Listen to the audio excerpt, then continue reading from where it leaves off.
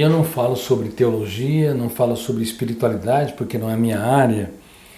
Então tem especialistas nessa área, em todas as religiões, no catolicismo, no protestantismo e outras religiões. Mas quando eu estudo a mente de Jesus Cristo, e aliás, estamos lançando o livro de ouro, Análise da Inteligência de Jesus Cristo, o primeiro estudo psiquiátrico e psicológico da mente dele, eu fico fascinado porque ele tinha ferramentas de gestão da emoção que eram tão avançadas que até hoje não foram incorporadas pelo sistema educacional e que formam mentes livres e brilhantes, bem como mentes proativas e empreendedoras.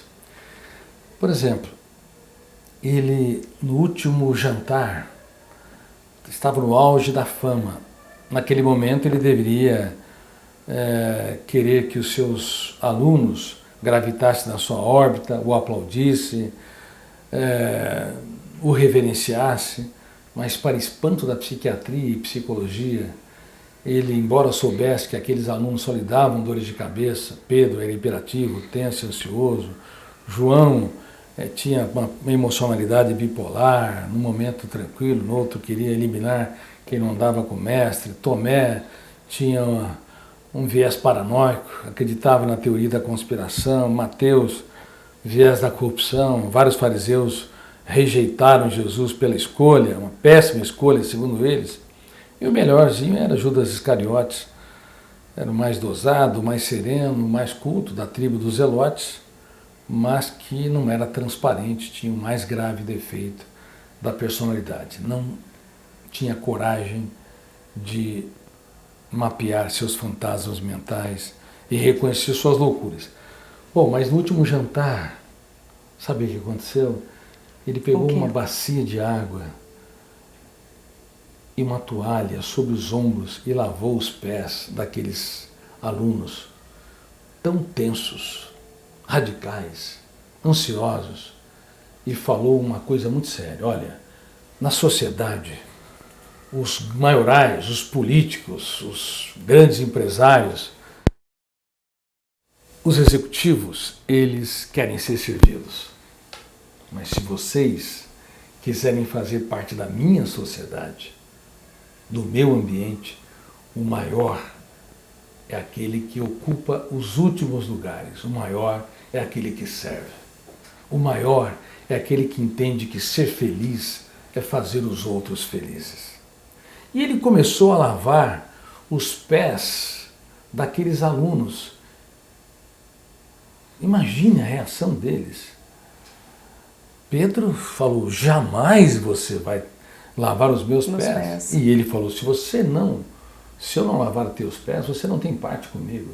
Eu estou te ensinando a você sair do grau de meu aluno, meu discípulo, para ser alguém que serve leprosos, prostitutas, para ser alguém que aplaude aqueles que são escolas da sociedade, que valoriza cada ser humano como único e irrepetível. Que ensinamento, né, doutor? Já pensou se os professores fosse diante dos alunos que só lhe dessem dores de cabeça e dessem um abraço, ou nem que for um abraço físico, um abraço emocional, dizer, olha, eu admiro você, você é incrível e você vai brilhar na vida. Muito obrigado por estar nessa sala de aula. Você já pensou a revolução que seria se os professores observassem pequenos comportamentos e saísse da era do apontamento de falhas para a era da celebração dos acertos?